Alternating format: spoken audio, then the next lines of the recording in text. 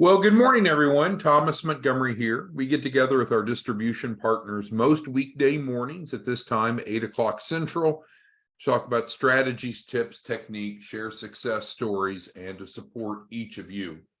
So regardless if you are a white label partner, an affiliate, or even both, today's topic is very practical and relevant.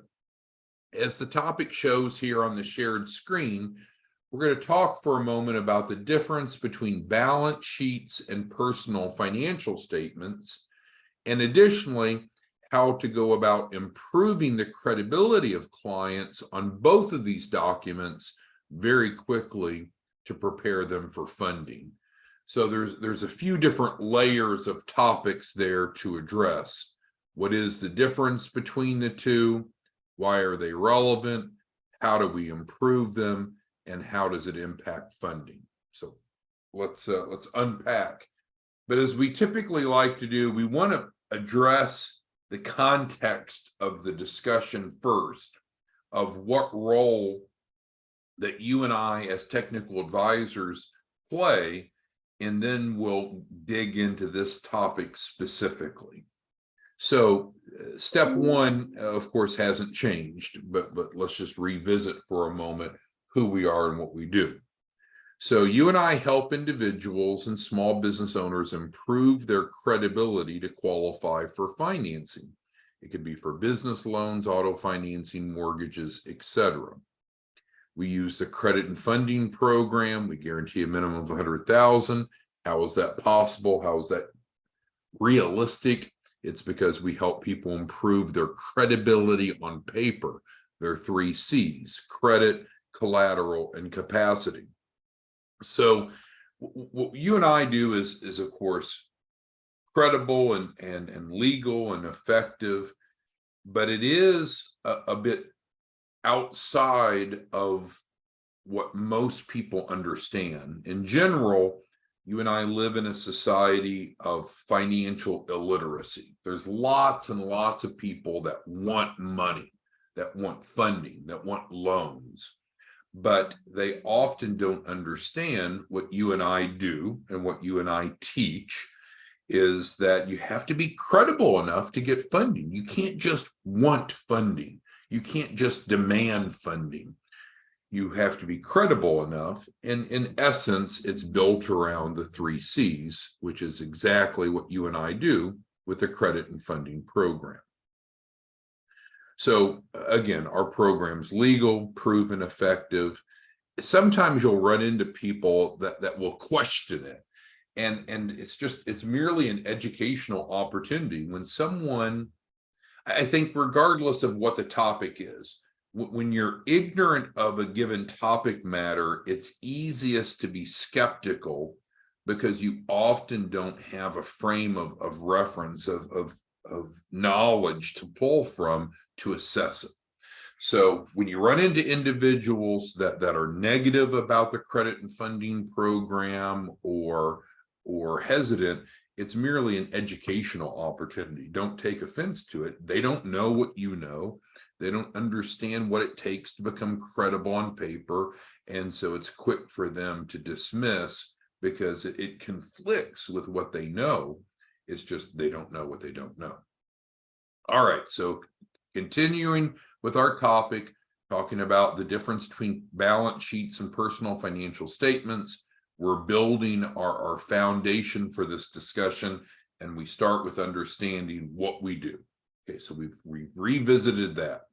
Now let's go ahead and understand who we help, and then we'll get into step 3, most relevant to today's topic. So you and I, we love to help imperfect people because perfect people have a lot of other options, and they frankly don't need the credit and funding program as much or in the same way that imperfect people do. So we're not judging people. We're just simply saying that people that have money problems, people that have credit problems, people without collateral, that's our target audience. Those are the individuals that you and I can make the greatest impact with. And so you can get turn downs from other lenders and bankers. We've talked about that in other trainings, but it's those individuals that don't have access to capital because of their credibility that you and I want to help through the credit and funding program. And in fact, we can guarantee them a minimum of 100,000 in funding. All right, so we've covered the basics of what we do and who we help. Now let's dig into the topic itself, which is talking about balance sheets and personal financial statements. I realize this may feel like a waste of your time, but I promise you, the typical client doesn't understand the difference between the two. They have either ignorance or a misunderstanding that impacts their access to capital. So what we're going to get into now, step 3 of the discussion, is in fact very, very relevant. All right, so let's go ahead and advance the screen. So understand how to improve a client's financials. And of course, we do that free and fast. So let's compare and contrast a balance sheet with a personal financial statement. So now we're at the core of our discussion today. What are these two different financial instruments? How do they differ? Why are they relevant? How can we possibly improve them so quickly and so dramatically? Well, let's start with the balance sheet. I can tell you from my experience, most clients that come to us do not have a balance sheet at all. So I'm not saying they don't have a good one. I'm not saying that they don't have a credible one. I'm not saying that they don't have one that is ideal. I'm just saying most small businesses don't even have one. And that's a problem. But let's first define what it is. What is a balance sheet? It is a statement, a financial statement that shows assets, things that we own, things that who owns? The business.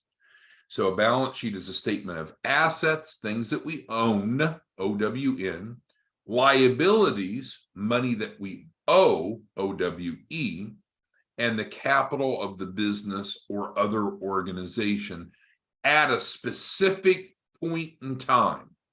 So a balance sheet should be labeled as of a specific date, because most likely it will no longer be accurate on different dates. For example, what's an example of an asset? Cash in the business's bank account. Well, most businesses have cash coming in and cash going out. So the amount of cash in the bank on a given day is probably different than the next day. Maybe it's a minimal difference, but the point is that there's transactions. And so this is important. What's on a balance sheet? Assets of the business, not of the person, of the business. Liabilities of the business at a particular point in time. Now you might ask, well, what does this mean here, other organization? Well, it could be a nonprofit, it could be a trust, but in general, let's just think about it as the business's financial statement. We good there? Why is this important? Well, because to the reader, because when we build a loan package, we're not trying to appease the client. We're not trying to appease you as our referral partner. We want everyone to be satisfied, but what we're trying to do is build the story, the documentation needed for funding. And so it's the lender that we're trying to appease, that we're preparing the package for. So a balance sheet describes the financial condition of the business to lenders. Now, my blood pressure is normally controlled with hypertension medicine, but it tends to not be very effective when I hear people say some of the most foolish things. And one of the most foolish things that someone can say or even think is, oh, I have a startup. The balance sheet doesn't apply to me. That is bullshit. That is bullshit. A balance sheet is relevant from the day that a business is formed all the way through until the business is closed or dissolved. So please do not allow your clients to fall into this. Oh, that doesn't apply to me. I'm a new start business. It does apply to you. Now, I understand maybe why they're thinking that. Those that do think that is, okay, let's just use an extreme example. We just formed a business yesterday, the day before. Well, there's not yet any revenue or expenses. It's a brand new business. But notice, we're not talking about revenue and expenses. We're talking about assets, things that we own, and liabilities, things that the business owes. So again, let's be the devil's advocate. So a financially illiterate small business owner could say, well, this doesn't apply. I just told you my business just formed yesterday and my business doesn't owe any money. Well, that's great. Let's fucking celebrate that. Your business has no debt. Congratulations. But you know that, but the lender doesn't know that. And the lender's not going to pretend, oh, I bet they didn't tell me about any debts. I bet they didn't give me a balance sheet. Say they must not owe any money. That is ridiculous. So the fact that a business, whether it be brand new startup or not, has no liabilities is a wonderful thing. But the way that we communicate that to the lenders and other third parties is on a balance sheet to show no liabilities. Now, the other side of the financial equation are assets. What if it's a new business and we say, well, the business has no assets, so I shouldn't have a balance sheet? Well, that's wrong. That's wrong thinking, because we're going to fix that. We do not want to have a business with no assets. That's not something to be proud of or dismissive of. We need to fix that because it's preventing the business from looking credible, from being solvent. So that's part of what we do here, highlighted in yellow, is we're going to add assets. We're going to add income producing real assets to the business's balance sheet, so the business looks solvent, so it looks credible, so it has liquidity. You follow? So that's the balance sheet. It's essentially about the business. Now let's turn the page. The personal financial statement, to no surprise, let's look at this first word. What's the first word? Personal. Personal. Personal. So personal is the statement of assets, liabilities, net worth of an individual. Should everyone have a PFS, the acronym personal financial statement? Yeah, probably so, because it's a good way for us to be able to reflect how we've managed our lives, what our net worth is.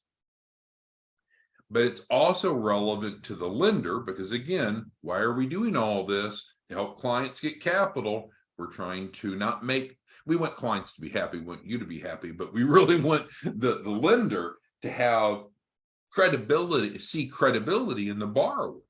And so a strong personal financial statement makes a difference. So just like with a balance sheet, yes, a personal statement can be quickly improved. What you shouldn't, I was going to say can't, but what you shouldn't do is allow yourself to, no, let me rephrase that. What you shouldn't do is you shouldn't allow a client to say, oh, damn it, this won't work for me. I got a new business with a weak balance sheet. Well, no, we're going to fix it. Or this isn't going to work for me. I don't own anything. I don't have any net worth, because we're going to fix it, right? That's what we've covered that we did. That's why we go through this process the way that we do. We help people become credible enough by improving their 3 C's. Different people will come to us with different starting points, or what we'll call baseline. We don't need to screen them out. We don't need to. We're going to take them from where they're at and get them to where they need to be. And that's what we're talking about, is improving their collateral, which is reflected on their balance sheet and or their personal financial statement. So let me go to the bottom line, and then we're going to open it up for dialogue, because I want your questions and your pushback on this. So what is the bottom line? Well, in the credit and funding program, we literally transfer income producing assets at no cost to the balance sheet and or personal financial statement, so clients qualify for a minimum of $100,000 of funding. I'll give you a great example, and then we're going to open it up for your questions. You can go ahead and start typing those into the Q&A if you'd like. Have a client yesterday. We were applying for a $150,000 loan, working on the application together. And one of the questions on the lender's application, not our application, not your application, but on the lender's application, the bank's application, was what is the owner's liquidity? Now, again, different lenders, different sources of capital have different underwriting criteria and different applications. We know that, but this is a real example from yesterday. So how do we come up with the liquidity of the owner? Well, we would look at their personal financial statement and we would look at what's called their current assets. We had a training on this a different day. Current assets typically would include cash and receivables, just to make it quick. So that's current assets reflects liquidity. The client initially put that their liquidity was $20,000. And that's frankly not good enough. That probably, if we would have submitted that application with that, most likely, even though the client had good credit and good cash flow, most likely the client would have been declined. So instead, what we did is we transferred assets to the client's personal financial statement, real assets, nothing that's going to get anyone in trouble, no wink wink deals, no made up, nothing gray. We literally transferred assets. We in fact moved $200,000 of assets over to the client's personal financial statement, and we'll apply today. And I fully anticipate that that client will be approved before the end of the day. So the bottom line is that in the credit and funding program that you and I help people with, and you get paid generously for doing so, we literally transfer income producing assets to the participant's balance sheet and or personal financial statement so they qualify for funding. All right, so good old Timothy's got the first question. He's asking about this underline. So that's exactly right. So I'll give you an example of how it's income producing. We transfer, we'll use a specific real example from yesterday. So we have a debtor that defaulted on a contract, owed $9,000, and we collected yesterday that $9,000.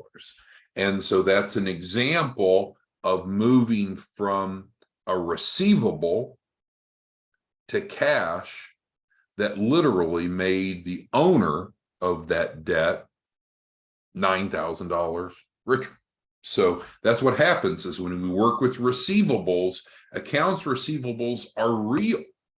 And so then we work to liquidate those receivables and turn it from a receivable into a cash that then goes into the client's bank account.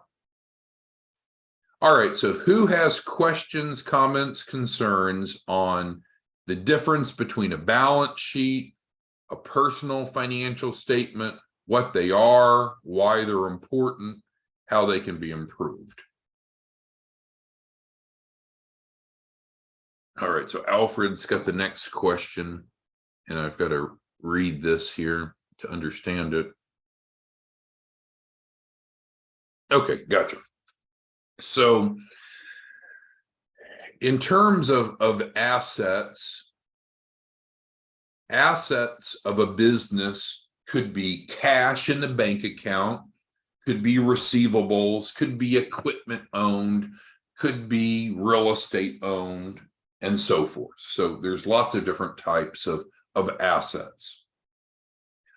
One type, of course, that we're talking about specifically are receivables, accounts receivables, monies that's owed. So Alfred's question is about a dog training business. So, and then that's fine. So we'll start with dog training. So Alfred owns a dog training business, and he has what we call a collateral shortfall in this hypothetical example. Well, how do we address fixing that collateral shortfall? Well, there's a few options. If he just had a whole bunch more cash in his business bank account, that could serve as collateral, but that's not so easy just to pull cash out of an orifice. We could give him some real estate or some equipment, give him a company car, and then he would have assets, but that's not easy to do without bringing on a corresponding liability, a debt equivalent to what's owed. Or we could use receivables. Receivables we can get for pennies on the dollar, and so there's this remarkable magnification of the assets of the business in contrast to liabilities. So within receivables, if Alfred owned a dog training business and maybe he didn't charge in advance, maybe he gave his clients terms to pay net 30, net 60, net 90. So all of a sudden, Alfred has money owed to his business. Now, Alfred wouldn't prefer that people owe him money. He'd prefer that they pay, but sometimes we have businesses or business types that don't generate immediate income. We have to bill and wait, and that's common if you work with the government or work with some Fortune 500 companies like Walmart or what have you. They don't pay in advance, they don't pay immediately, so you have receivables. So getting to Alfred's point, which is a good one, the bottom line is that receivables are receivables, and on the balance sheet it shows as accounts receivables. So it wouldn't matter if the receivable is from prior dog training services or acquired receivables, which is what we're doing, transferred over. So that's the answer to the question. All right, so who else has questions on what we do together, who our target audience is, or how we improve a client's financials for free? All right, so Sarah's asking about this free, and that's true. In the credit and funding program, which is the primary resource that you and I offer as technical advisors, what's included in that, Sarah, is a portfolio. So we literally transfer assets, real assets, income producing assets over to the client's financials for free. Now, we don't give them $1 billion worth or $1 million, so we give them a specified amount as stated in our agreement, and that's great for the client, and they're not paying for that.